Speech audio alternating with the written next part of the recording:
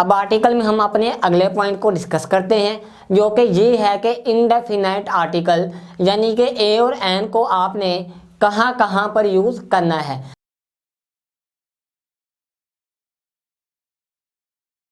Before a singular noun complement, यानी कि आपके पास किसी भी सेंटेंस में एक सिंगुलर नाउन आ गई है तो आपने उससे पहले हमेशा इनडेफिनाइट आर्टिकल ए और एन को लगाना है। यानी कि किसी भी सेंटेंस में हमेशा सिंगुलर नाउन से पहले हम इनडेफिनाइट आर्टिकल को लगाते हैं, जैसा कि यहाँ पर भी लिखा गया है, he is a boy but a nice book. अब इसमें आप क्लियरली देख सकते हैं कि बॉय क्या है, एक सिंगुलर नाउन है और उससे पहले आ एक इंडेफिनाइट आर्टिकल आया है। बिल्कुल इसी तरह बट आ नाइस बुक, इसमें आप देख सकते हैं कि बुक एक सिंगुलर नाउन है और उससे पहले आ यानी कि इंडेफिनाइट आर्टिकल आया है। यानी कि किसी भी सेंटेंस में हमेशा सिंगुलर नाउन से पहले आपने इंडेफिनाइट आर्टिकल को लगाना है। बिल्कुल इसी तरह with common singular unspecified noun, ये बात पहले भी डिस्कस हो चुकी है कि विद कॉमन नाउन सिंगुलर हो और तीसरा अनस्पेसिफाइड हो, ये तीनों क्वालिटीज़ हों। जैसा कि a dog and a cat were running in the street. अब इसमें आप क्लियरली देख सकते हैं कि आ डॉग, अब डॉग क्या है, कॉमन नाउन है, सिंगुलर नाउन है और अनस्पेसिफाइड है। यानी कि हमने ये नहीं बताया कि ये कौन सी स्पीशीज़ का है या फिर इसका मालिक कौन है, यानी कि ये अनस्पेसिफाइड है। बिल्कुल इसी तरह and a cat common noun है, सिंगुलर नाउन है और अनस्पेसिफाइड है। उसकी वजह से इन दोनों के साथ ए और एन आर्टिकल आया है, यानी कि a dog and a cat were running in the street ही दुरुस्त होगा। बिल्कुल इसी तरह ए और an plus adjective plus meals, जैसा कि मैंने आपको इससे पहले बताया कि आपने कभी भी नेम ऑफ मील्स के साथ इनडेफिनाइट आर्टिकल को नहीं लगाना, मगर जब नेम ऑफ मील्स के साथ एडजेक्टिव दिया गया हो तो आपने हमेशा उससे पहले ए और एन यानी कि इनडेफिनाइट आर्टिकल को लगाना है। यानी कि किसी भी सेंटेंस में adjective plus name of meal आ जाए तो आपने उससे पहले हमेशा इनडेफिनाइट आर्टिकल को लगाना है। अगर आप ऐसा नहीं करते तो जो आपका सेंटेंस होगा वो गलत हो जाएगा। जैसा कि we took a delicious breakfast, अब इसमें क्लियर है कि डिलीशियस एक एडजेक्टिव है जो कि नेम ऑफ मील ब्रेकफास्ट के साथ आया है, इसलिए उसकी वजह से इसके साथ इंडेफिनाइट प्रोनाउन आया है। यानी कि we took a delicious breakfast एक प्रेजेंट टेंस है। बिल्कुल इसी तरह an plus M A L L B F S C, इन तीनों के साथ जहाँ पर भी आ जाए आपने हमेशा आंखें बंद करके एन इनडेफिनाइट आर्टिकल को लगाना है।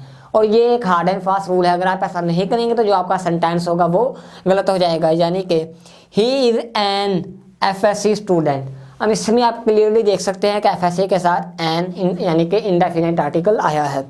He is an MA in English, अब इसमें भी आप क्लियरली देख सकते हैं कि ही इज़ एन यानी कि इंडेफिनाइट आर्टिकल एमए के साथ आया है और यही दुरुस्त होगा। आर्टिकल में हम अपने अगले पॉइंट डेफिनाइट आर्टिकल को डिस्कस करते हैं।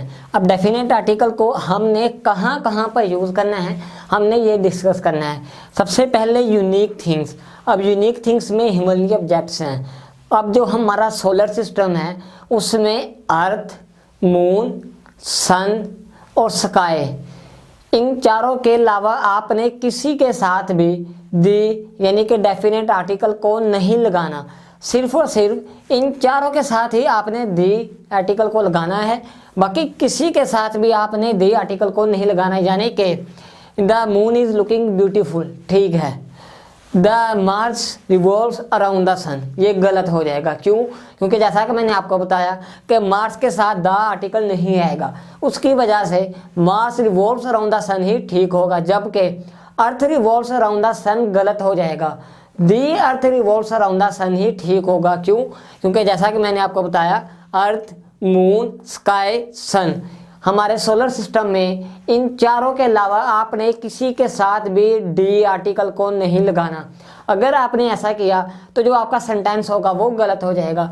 सिर्फ और सिर्फ इन चारों के साथ ही आपने द आर्टिकल को लगाना है, जैसा कि यहाँ पर भी लिखा गया है। बिल्कुल इसी तरह name of holy and famous book, यानी कि होली और फेमस बुक्स के नाम के साथ भी आपने हमेशा दी आर्टिकल को लगाना है।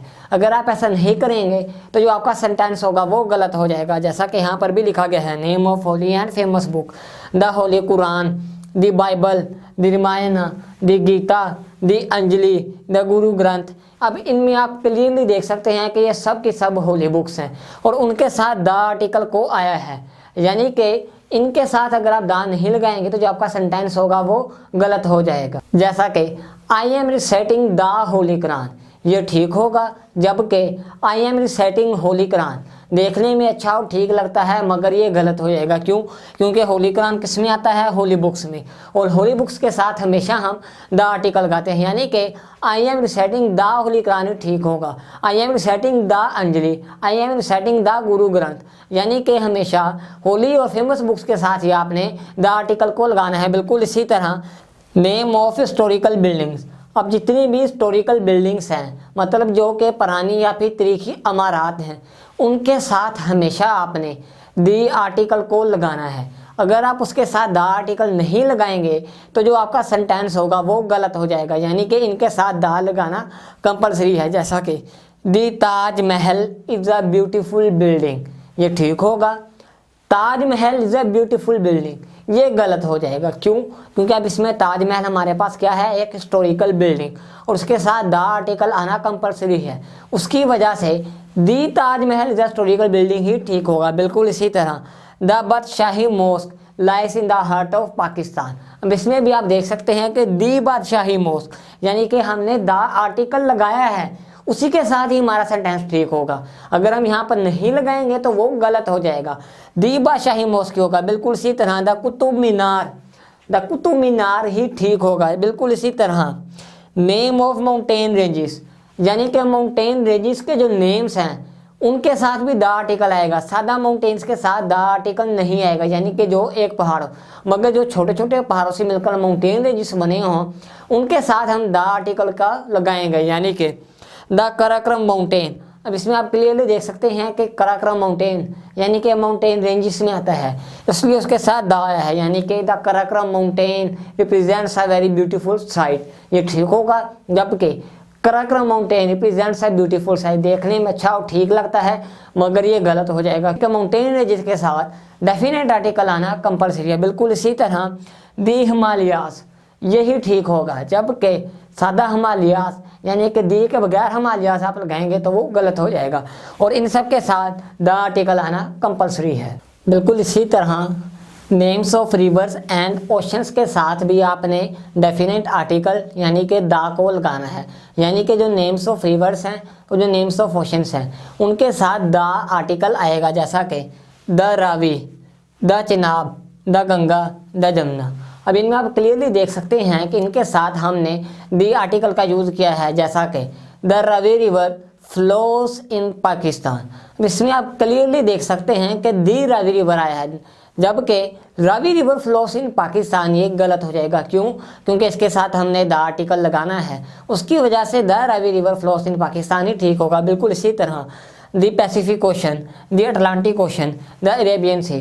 अब इसमें भी आप क्लियरली देख सकते हैं कि दी अरेबियन सी है, दी पैसिफिक ओशन है, यानी कि नेम्स ऑफ ओशंस के साथ भी द आर्टिकल का आना कंपलसरी है। जैसे कि the Pacific ocean is very vast, अब इसमें आप क्लियरली देख सकते हैं कि द आया है, जबकि Pacific ocean is very vast देखने में अच्छा और ठीक लगता है, मगर ये गलत हो जाएगा। बिल्कुल इसी तरह names of Nations and communities, यानी कि जो नेशंस या फिर कम्युनिटीज़ के नाम्स हैं उनके साथ भी द आर्टिकल का आना कंपलसरी है। अगर आप नहीं लगाएंगे तो जो सेंटेंस होगा वो गलत हो जाएगा। जैसा कि यहाँ पर भी लिखा गया है the Muslims, the Hindus, the Christians, the juice. अब इसमें आप क्लियरली देख सकते हैं कि द मुस्लिम्स आया है, यानी कि हमने द आर्टिकल को लगाया है, उसकी वजह से ये ठीक होगा। जबकि खाली मुस्लिम्स देखने में अच्छा और ठीक लगता है, मगर ये गलत हो जाएगा। जैसा कि द हिंदूस, अब इसमें भी हम देख सकते हैं कि हमने द आर्टिकल को यूज़ किया है। जैसे द मुस्लिम्स वर्शिप गॉड, अब इसमें आप क्लियरली देख सकते हैं कि द आया है,